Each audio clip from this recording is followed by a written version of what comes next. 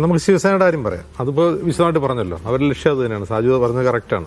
ഒരു 2029 മുമ്പ് തന്നെ കേവല ഭൂരിപക്ഷം ഉറപ്പാക്കുക. ജനങ്ങൾ അതിനുള്ള മാൻഡേറ്റ് കൊടുത്തില്ലെങ്കിൽ അത് കാശ് കൊടുത്ത് വാങ്ങുക. അതാണ് അവരുടെ രീതി. അതിലൊരു ധാർമ്മികതയും അവർ പാലിക്കും എന്ന് വിചാരിക്കേണ്ട. കാരണം അങ്ങനെ ഒരു ധാർമ്മികതയിൽ വിശ്വസിക്കുന്നവരല്ല സംഘപരിവാർ. അങ്ങനെ ഒരു ധാർമ്മികത ഇല്ല അവർക്ക്. ഇപ്പോൾ ശിവസേനയുടെ കാര്യത്തിൽ ശിവസേന ഇന്ന് രാവിലെയാണ് ഈ വാർത്തകൾ പൊട്ടിപ്പുറപ്പെടുന്നത്. മാധ്യമങ്ങൾ വഴിയാണ് വരുന്നത്. ഒരു ഉച്ചയ്ക്ക് ഒരു 11 മണിയാകുമ്പോൾ സഞ്ജീവ് റാവത്ത്, അദ്ദേഹമാണ് ശിവസേനയുടെ ഏറ്റവും കൂടുതൽ മാധ്യമങ്ങളുമായി സംസാരിക്കുന്ന MP, രാജ്യസഭാംഗമാണ് അദ്ദേഹം പറഞ്ഞു, ഇവരെ പിന്നിൽ നിന്ന് കുത്തുകയാണ്. നിങ്ങൾ സായിബാബയുടെയും മാധവദേവിയുടെയും പേരിൽ സത്യപ്രതിജ്ഞ വരാണെങ്കിൽ നിങ്ങൾ അമ്മയെ വഞ്ചിക്കുന്നതിന് തുല്യമാണ് പാർട്ടി വഞ്ചിക്കുന്നത് പറഞ്ഞിട്ട് വളരെ വികാരാധീനമായ വാർത്താസമ്മേളനം നടത്തി 11 മണിക്ക്. ഉച്ച കഴിഞ്ഞ് ഇതേ സഞ്ജയ് റാവത്തും അതുപോലെ മറ്റ് 2 MPമാരും അനിൽ സാവന്ത് ഉൾപ്പെടെയുള്ള MPമാർ മറ്റൊരു വാർത്താസമ്മേളനം നടത്തിയിട്ട് കുറെ കൂടി കോൺഫിഡൻ്റ് ആയിട്ടാണ് അവർ മാധ്യമങ്ങൾ കാണുന്നത്. ഈ മാധ്യമങ്ങൾ ചോദിക്കുക അവർ മാറുമോ എന്ന് ചോദിക്കുമ്പോൾ, അതായത് സ്പീക്കർക്ക് കത്ത് നൽകിയല്ലോ എന്ന് പറയപ്പെടുന്നല്ലോ എന്ന് പറഞ്ഞപ്പോൾ ഇവർ വളരെ ചിരിച്ചുകൊണ്ട് പറഞ്ഞു, നിങ്ങൾ എന്ത് വിവരത്തിൻ്റെ അടിസ്ഥാനത്തിലാണ് ഞങ്ങളുടെ MPമാർ ഡിഫെക്റ്റ് ചെയ്യുന്നതെന്ന് പറയുന്നത് വളരെ ചിരിച്ചുകൊണ്ട് ചോദിക്കുകയാണ്. നിങ്ങൾക്ക് അങ്ങനെ എന്തെങ്കിലും സംശയം ഉണ്ടെങ്കിൽ ആ MPമാർ ഇപ്പോൾ എവിടെയാണ് എന്ന് നിങ്ങളൊന്ന് അന്വേഷിക്കൂ എന്നവർ പറയുന്നുണ്ട്. അതായത് സംഭവം സെറ്റിലാക്കി. അതായത് ശിവസേനയുടെ ഒരു രീതിയുണ്ട്.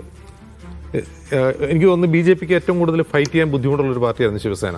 അവർ പിളർത്തിയെങ്കിൽ പോലും പിളർത്തിയിട്ടും മുറിച്ചിട്ട കഷ്ണം എഴുന്നേറ്റ് നിൽക്കുകയാണ്.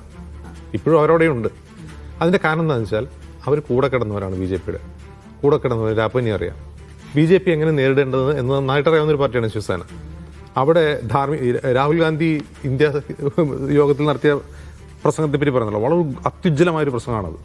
ഒരുപക്ഷെ നമ്മുടെ രാഷ്ട്രീയ ചരിത്രത്തിൽ രേഖപ്പെടുത്തപ്പെടേണ്ട ഒരു പ്രസംഗമാണത്. അതുകൊണ്ടാണ് ആ പ്രസംഗം പുറത്തു വിട്ടത്. നമ്മളിവിടെ പലപ്പോഴും സംസാരിക്കാറുണ്ടല്ലോ, നമ്മൾ തന്നെ ഈ പ്ലാറ്റ്ഫോമിൽ സംസാരിച്ചുകൊണ്ടിരുന്ന ഒരു കാര്യമാണ് ട്രഡീഷണൽ ആയിട്ടുള്ള രീതിയിലൂടെ BJP നേരിടാൻ കഴിയില്ല. അത് തന്നെയാണ് അദ്ദേഹം അതിൽ പറയുന്നത്. നമ്മൾ ഒരു ഘട്ടം കഴിഞ്ഞിരിക്കുന്നു, ഇനി വേറെ ഘട്ടത്തിലേക്ക് പോകണം. എന്താണെന്ന് അദ്ദേഹം വിശദീകരിക്കുന്നില്ല. അത് പറയാൻ രാഹുൽ ഗാന്ധി ആളല്ല.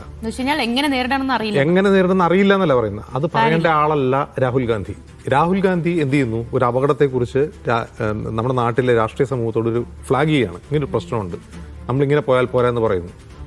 രാഹുൽ ഗാന്ധിയുടെ ഒരു പൊസിഷൻ, ഇന്ത്യ സഖ്യത്തിലെ ഒരു പൊസിഷൻ എന്ന് പറയുന്നത് യഥാർത്ഥത്തിൽ ഒരു ഗൈഡിനെ പോലെയാണ്, ഒരു മാർഗദർശിയാണ് അദ്ദേഹം. അദ്ദേഹം ഒരു ഫിലോസഫറാണ്, ഒരു പൊളിറ്റിക്കൽ ഫിലോസഫറാണ്. അദ്ദേഹം മാർഗം കാട്ടുന്നു. ഈ പണിയെടുക്കേണ്ട ആളുകൾ ഇന്ത്യ സഖ്യത്തിൽ തന്നെയുണ്ട്. ഞാൻ അതാണ് പറയുന്നത്, ഇന്ത്യ സഖ്യത്തിൽ തന്നെ അതിനുള്ള ആളുണ്ട്. ശിവസേനക്കാരുണ്ട്. ശിവസേനക്കാർക്ക് അറിയാം ഈ പണി എങ്ങനെ എടുക്കണം എന്നുള്ളത്. DK ശിവകുമാറിന് അറിയാം ഈ പണി എങ്ങനെ എടുക്കണം എന്നുള്ളത്. ഞാൻ ഈ DK ശിവകുമാറിനെ പറ്റി പണ്ട് ഈ കർണാടക ഇലക്ഷൻ നടന്ന സമയത്ത് അദ്ദേഹത്തെ ഒരിക്കലും കർണാടകയിൽ നിർത്തരുത്, അദ്ദേഹത്തെ ഡൽഹിയിലേക്ക് കൊണ്ടുപോകണം. ഈ പണിയെടുക്കാൻ അറിയാവുന്ന ആളുടെ ഡൽഹിയിൽ നിർത്തണം. അങ്ങനെ നേരിടാൻ പറ്റൂ. അതായത് ഇതെല്ലാം രാഹുൽ ഗാന്ധിയും ഭാരത് ജോഡോ യാത്ര നടത്തി രാജ്യത്തെ മാറ്റിയെടുക്കുന്നു പറയുന്നത് ശരിയല്ല. ഇവിടെ പ്രായോഗികമായി ഇറങ്ങി കളിക്കേണ്ട ഒരു സിറ്റുവേഷൻ ഉണ്ട്. അവിടെ എന്താണോ സംഘപരിവാർ മുന്നോട്ട് വയ്ക്കുന്നത് അധാർമികത, ആ അധാർമികതയെ ചെറുക്കാൻ വേറെ ചില വഴികൾ വേണം. അങ്ങനെ ചെയ്തേ നേരിടാൻ പറ്റും. അല്ലാതെ ഉപ്പ് സത്യാഗ്രഹത്തിന്റെ കാലത്തതുപോലെ ജനങ്ങളെ സംഘടിപ്പിച്ച് നമുക്ക് ബ്രിട്ടീഷുകാരെ ഓടിച്ച പോലെ ഇവരെ ഇറക്കി വിടാം എന്നാണ് ഇന്ത്യ സഖ്യം വിചാരിക്കുന്നതെങ്കിൽ അത് നടക്കാൻ പോകുന്നില്ല.